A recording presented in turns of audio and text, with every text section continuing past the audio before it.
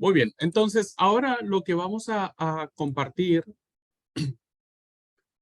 vamos a borrar nuestro pizarrón o la pizarra. Y entonces vamos a establecer los argumentos que nosotros, puede haber muchos más, ustedes por favor investiguen más los argumentos para la existencia de Dios. Yo les había dicho que hay esta película de Dios no está muerto. Les pido que la puedan ver. Ayuda mucho a esta, es una película apologética realmente que trata de defender y me gusta mucho porque finalmente lo que yo les dije sobre el concepto y la fe está muy bien reflejada en la película, ¿no? Quienes ya la vieron entenderán que la defensa que se hace científicamente incluso, ¿no? Es muy interesante, es muy rica la defensa científica que se hace sobre la existencia de Dios, pero me gusta porque maneja el aspecto de la fe, ¿no? O sea, hay una conversión al final, hay una salvación al final. Así que me parece interesante que la puedan volver a ver, así que se las dejo de tarea para que vean, no sé, seguramente está en YouTube, la verdad que no he visto si está en YouTube, ¿Cómo se llama, pero pastor? Dios ¿Cómo no se está llama la muerto, película? Ah, ¿Dios no está muerto? Dios no está muerto, así se llama Sí, la está película. en YouTube. Sí, Ah, está. gracias, Dina, gracias. Los que ya la vimos, volvámosla a ver, ahora veámoslo con estos ojos, pensando que nosotros somos el chico este que está tratando de mostrarle a su profesor y traten de ver cómo el proceso de la fe se va involucrando al punto de esto, ¿no? O sea, más allá de algunos conceptos doctrinales que no compartimos, sacando eso a un lado, tiene este gran sentido apologético para demostrar la existencia de Dios. Bien, lo primero que yo quiero que ustedes tengan muy claro al momento de presentar el tema del argumento de Dios es lo siguiente.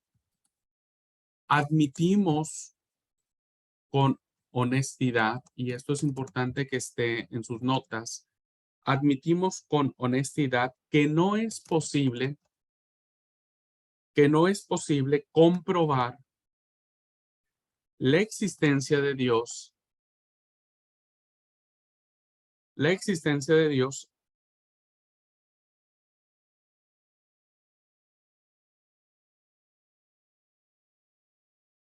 empleando el método científico.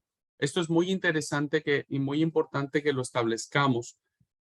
¿Por qué? Porque todos los argumentos que van en contra del teísmo tienen que ver con lo comprobable, tienen que ver con la observación, todo lo que son los pasos del método científico, ¿no? Una hipótesis, una observación, una comprobación.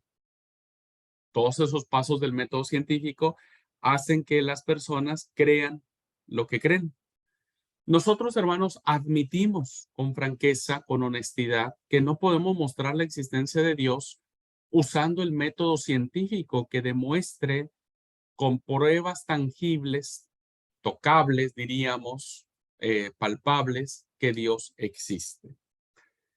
¿Por qué, hermanos? ¿Por qué sería, cuál sería nuestro argumento, no? ¿Cuál sería? Desde ahí ya nosotros plantearíamos, y seguramente nuestro interlocutor o a quien estemos presentando el mensaje de salvación, pues ya diga, ya gané, ya le gané, porque si no lo puedes demostrar, entonces significa que no existe.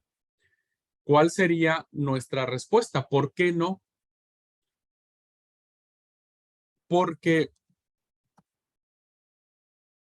el método científico, el método científico es válido, pues útil, es necesario, es válido para medir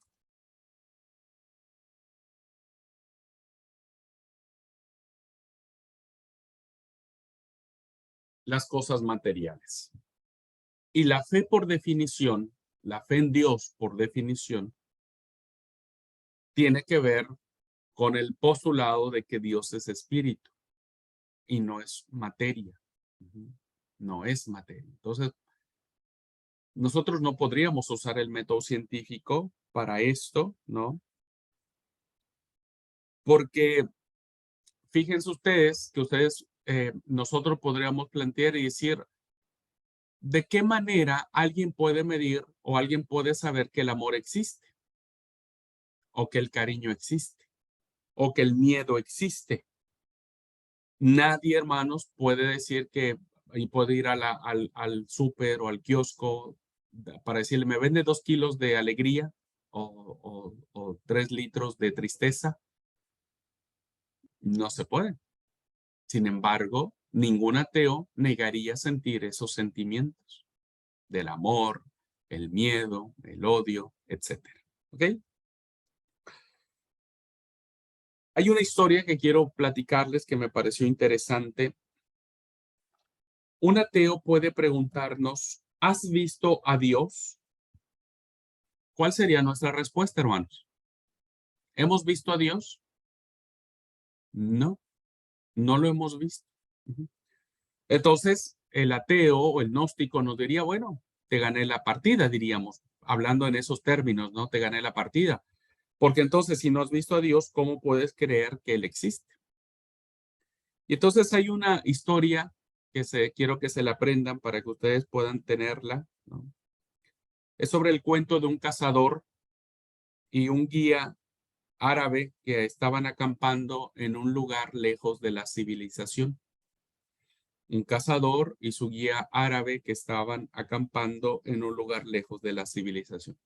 Y esta historia dice que en la mañana, cuando se despertó el cazador, el árabe le contó que un león durante la noche rodeó su carpa o su tienda de acampar. Y le dijo, che, en la noche un león estuvo cerca de nosotros y estuvo rondando nuestro campamento. El cazador le preguntó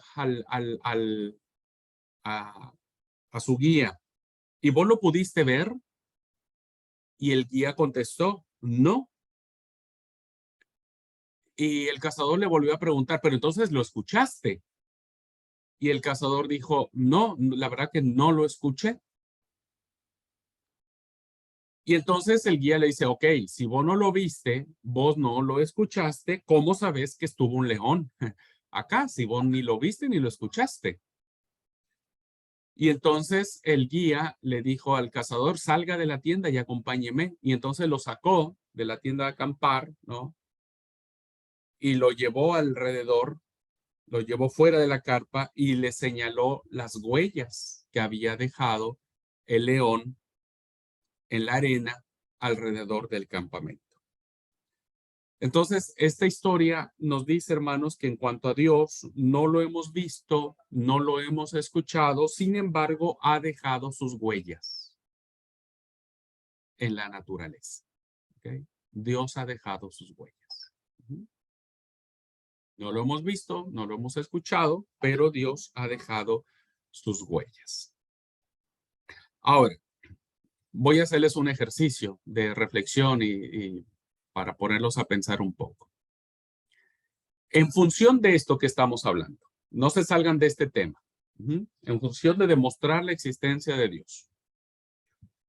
¿Cómo nosotros podríamos entender Génesis 1:1 en relación a esta postura de defender la existencia de Dios? ¿Alguien me quiere recitar Génesis 1:1? Todos nos lo sabemos de memoria, por favor.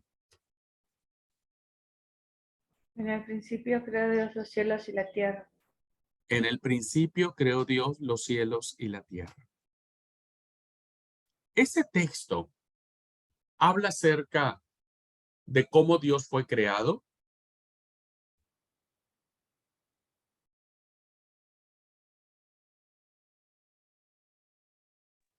No.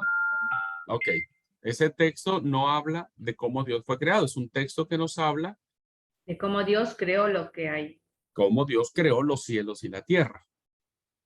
¿Por qué el primer versículo, hermanos, que es el más importante de la Biblia, no habla de cómo Dios fue creado antes de decir que Dios creó lo que hemos visto? ¿Por qué el primer texto, hermanos, no se ocupa, pensaría yo, en esta lógica que venimos siguiendo en la clase, que la Biblia tendría que pues defender eso a capa y espada? ¿Por qué el primer versículo no habla acerca de cómo Dios fue creado? ¿Por qué? ¿Qué piensan? ¿Puedo? Sí. Porque Dios ya existía. Ajá. O sea, Dios ya existe, pero estamos hablando acá del escritor sagrado. El escritor, el autor bíblico, ¿no? Decide poner al principio de la Torá y de todo el texto sagrado a un Dios que crea los cielos y la tierra. La pregunta es, ¿por qué creen ustedes que el autor bíblico no se tomó la molestia, si se puede llamar así, para explicarnos cómo fue creado Dios? ¿Puedo? ¿Sí? Bueno, porque mi lógica me dice que ni el mismo escritor bíblico podría haber comprendido cómo es que Dios ya existía o cómo es que pudo haber sido creado. Me parece que no habría comprensión para él, entonces tampoco la hay para nosotros ahora, ¿no? Tiene que ver con lo que quizá dice Liti. Menciona que él ya existía porque siempre ha existido. No hay una referencia en ningún lugar, ni en la mente humana o en la concepción del ser humano, que pueda referirnos de cómo pudo haber sido Dios creado o cuál es su origen. Simplemente lo menciona como algo eterno, algo que ha estado, que está y que estará. Ok. Entonces, ¿qué nos plantea el primer versículo del primer capítulo del primer libro de la Biblia? Que a los La autores eternidad de bíblicos, Dios. hermanos, a los escritores de la Biblia, no les interesaba o no hubo un intento por probar la existencia de Dios, porque para ellos, ¿no? Dan por sentado de que Dios existe, de que Dios es real. ¿Me explico? O sea, para ellos, hermanos, no había duda alguna, no había necesidad de explicar la existencia de Dios porque ellos ya lo dan por hecho en el momento que dicen en el principio creó Dios, o sea, Dios existe, Ella Dios es estaba. real. Claro, Dios estaba. Bien interesante ese primer versículo. ¿Por qué? Porque los escritores sagrados ya dan por sentada la existencia de Dios. No hay necesidad de explicarla. ¿Alguien quiere leer, por favor, Salmo 19, 1 y versículo 3 y Romanos 1:20? Son pasajes interesantes. Sabemos el Salmo 19 y vamos a platicar un poquitito. Salmo 19, versículo 1 y versículo 3. Leo, Salmo 19, 1 y 3. Por favor. Voy a leer en NTV. Entonces, Job volvió a hablar, perdón, estoy en Job. Perdón. Un saltito más y ahí estás en Salmo. Un saltito más, acá ya estoy. Perdón. Dice, los cielos proclaman la gloria de Dios y el firmamento despliega la destreza de sus manos.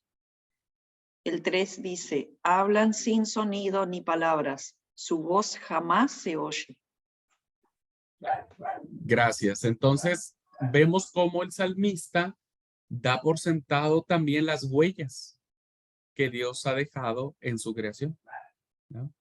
Los cielos cuentan la gloria de Dios y el firmamento anuncia la obra de sus manos. No es un lenguaje de palabras, ni se escucha su voz, pero por toda la tierra, fíjense, no es un lenguaje de palabras ni de voz, pero por toda la tierra, dice el salmista, salió su voz y hasta el extremo del mundo sus palabras.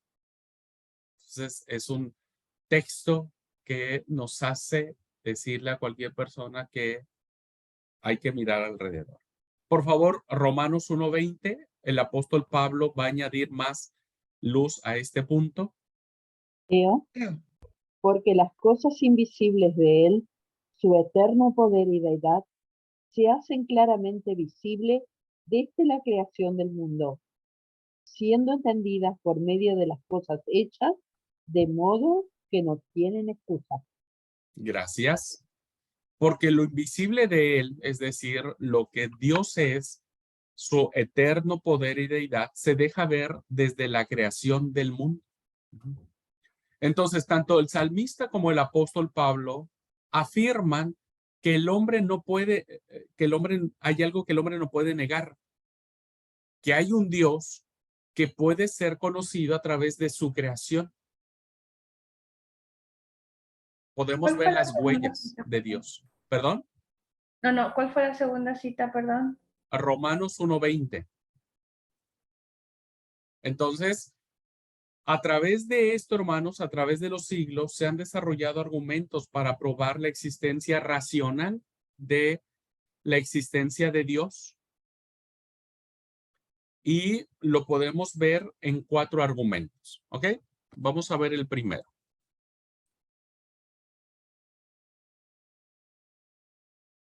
El primer argumento basado en el texto sagrado es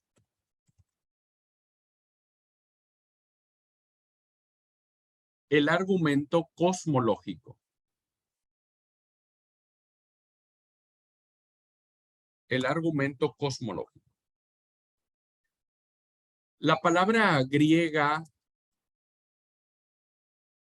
cosmos significa orden, mundo, universo. ¿Qué quiere decir esto, hermanos?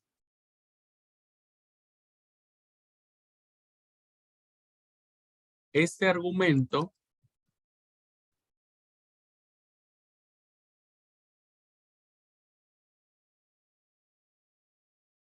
insiste en que el universo y todo lo que contiene, llámese animales,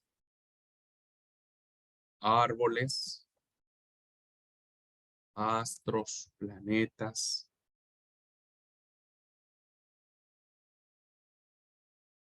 etcétera, tienen que tener una explicación, una causa,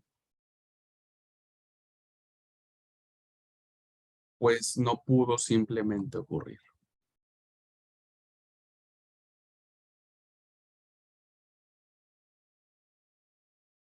Entonces, si existe una creación, debe haber un creador.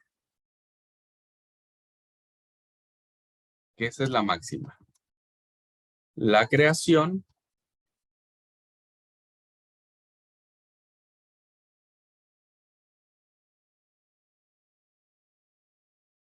tiene que tener un creador.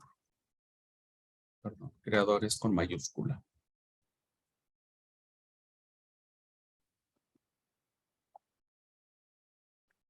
Y aquí es un argumento filosófico. Nada viene de la nada.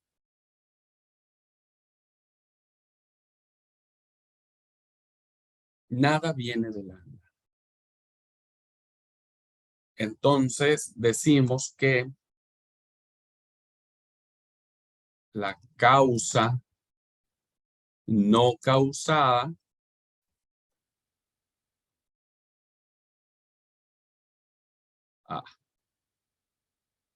la causa no causada del universo es Dios. Dios no ha sido causado por nadie. El universo sí. Y alguien dice, bueno, es que el universo tiene 20,000 billones de años. Bueno, tuvo un inicio. Y ese inicio, ese punto de partida, alguien lo tuvo que crear. Y entonces, la creación tiene que tener un creador, porque la nada no viene de la nada. O sea, no pudo haber dicho, bueno, es que hace 20,000 billones de años de la nada salió algo. De la nada es nada. Entonces, por eso decimos que la causa no causada del universo, o sea, es decir, Dios está ajeno al universo o a la creación, perdón, y por lo tanto es Dios.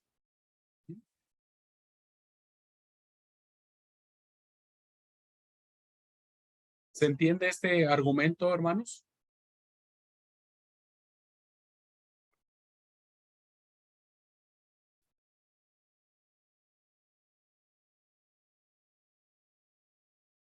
¿Sí? Bien, no me equivoqué. Bien. Segundo argumento que nosotros tenemos, es decir, si la creación existe es porque tiene que haber un creador, y la Biblia dice que ese creador es Dios. Esas frases la leí de Tomás de Aquino. ¿Cuáles, Liti? Perdón. ¿Las que están planteadas acá? Sí, todo lo que usted acaba de escribir ahí me sonó muy familiar cuando leíamos Hiciste de el Tomás trabajo Aquino. de Tomás de Aquino, ¿ok? Claro, claro, que él decía eso, que tiene que haber Ujú. una causa, que detrás de esto hay un Dios, que hay un creador. Claro, claro, Sí, sí. claro. Ujú. Muy bien. Segundo argumento es el argumento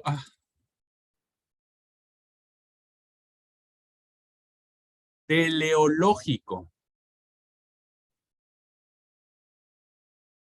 no teológico. No confunda la palabra. Teleológico. El argumento teleológico. O como muchos lo llaman,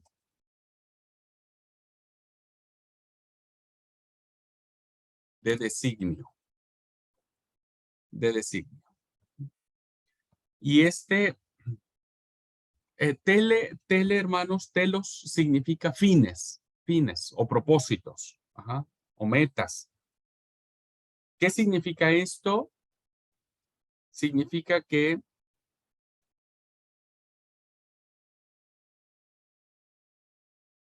es obvio que hay orden, diseño y designio en el mundo. El universo es un cosmos. El universo es un cosmos y no un caos, porque todo es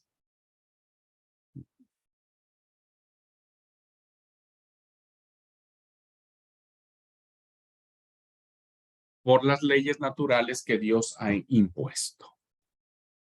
Entonces, ¿qué decimos aquí, hermanos? Decimos que el universo funciona de manera perfectísima, perfectísima.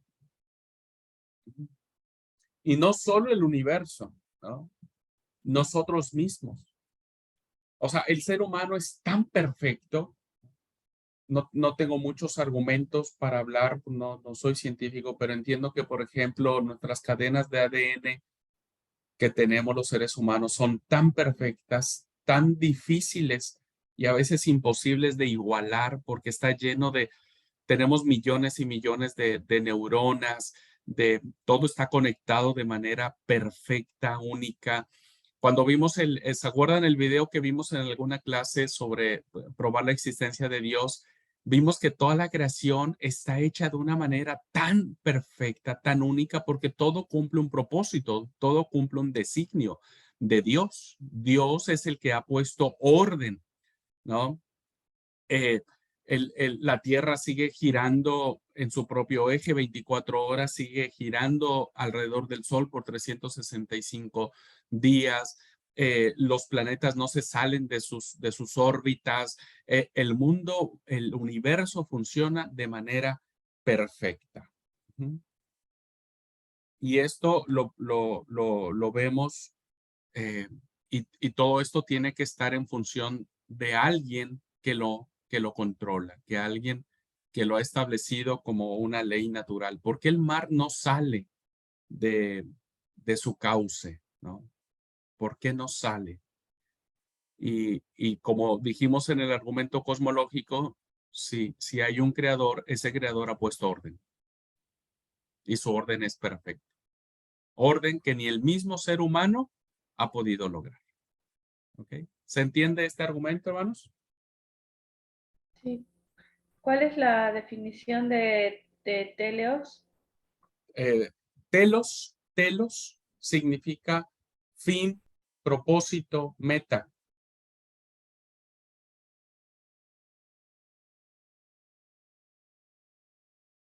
Todo tiene un propósito. Y ese propósito ha sido perfectamente diseñado. Tenemos un Dios, un arquitecto perfectamente, ha hecho perfecto todo, que funciona a la perfección. Vuelvan a ver otra vez el documental que vimos en la clase pasada y ahí vamos a recordar más cosas. ¿Ok? Bien, tercer argumento. El tercer argumento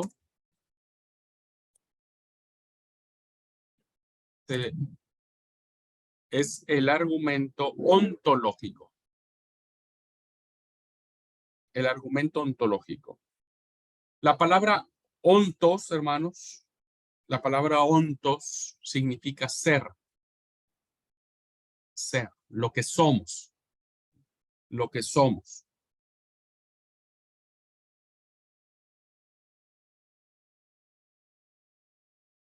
Y aquí nosotros podemos definir a Dios como el ser más grande y perfecto que nosotros podemos pensar. Es decir, que en este argumento, hermanos, es de dónde saca el hombre, cualquiera que sea un ateo, sea un gnóstico, su pensamiento de Dios. La pregunta que se plantea aquí es, que me parece interesante, ¿de dónde saca el hombre su idea de Dios, sino de Dios mismo, de su misma esencia? Es decir, tal ser en el cual pensamos, ese Dios poderoso y grandioso, tiene que existir, porque si no existiera, no sería el ser más grande. O sea, ya está dentro de nosotros, dentro de nuestro ser. Si nosotros pensamos en ese Dios grande, es porque ese Dios grande ha puesto en nosotros su idea de quién es Él. Si no, no tendríamos ni siquiera esa noción. Al ser creados a su imagen y semejanza, fuimos hechos con su esencia, con su espíritu. Y finalmente, tenemos el argumento moral. Y el argumento moral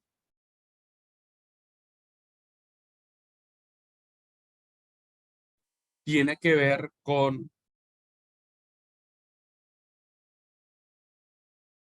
los valores que están en el ser humano y que son valores divinos. El ser humano es capaz de amar porque Dios le ha dado esa capacidad. El ser humano es capaz de perdonar, de sentir odio, alegrías, emociones, sensaciones, discernir entre lo bueno y lo malo. Y ese discernimiento entre lo bueno y lo malo, ¿no? Que todo ser humano tiene en cualquier parte del mundo, es por los valores que están dentro de nosotros. Y esos valores han venido de Dios. ¿Cómo sabemos hacer el bien? Porque hay un valor dentro de nosotros moral que nos impulsa hacer el bien, a cuidar al prójimo y demás, esos valores están dentro de nosotros porque Dios nos los ha dado. Bueno, termino la clase, hermanos, diciendo 3 argumentos más de los que he planteado ahora. Y estos argumentos tienen que ver más con la praxis cristiana. Tengo 5 minutitos para terminar, pero no lo quiero dejar así. El primer argumento que nosotros podemos tener tiene que ver con que la existencia de Dios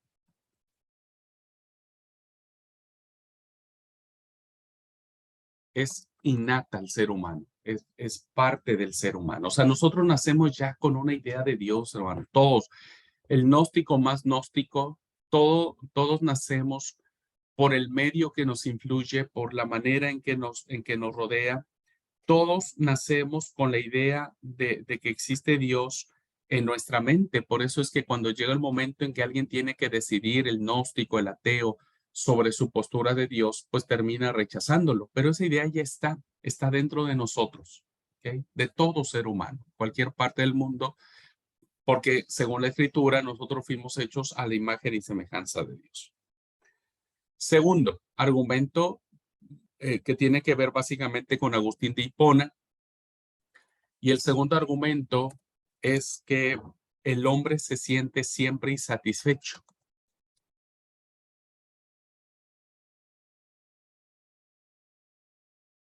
Insatisfecho. Esa es una realidad, hermanos, y que esa insatisfacción solamente la puede encontrar en Dios. Eso es más de la práctica cristiana. Agustín decía: oh Dios, tú nos has hecho para ti y nuestro corazón está inquieto hasta que descansa en ti. Es una frase de Agustín de Hipona, porque finalmente los seres humanos que rechazan la existencia de Dios no están ajenos a sentirse con miedo, con angustia, con pesadumbre, y al final del día, Dios es el único que puede consolar el corazón de ellos. Y finalmente, el tercer argumento que encontramos, que tiene que ver con la práctica cristiana, tiene que ver con la conversión y la experiencia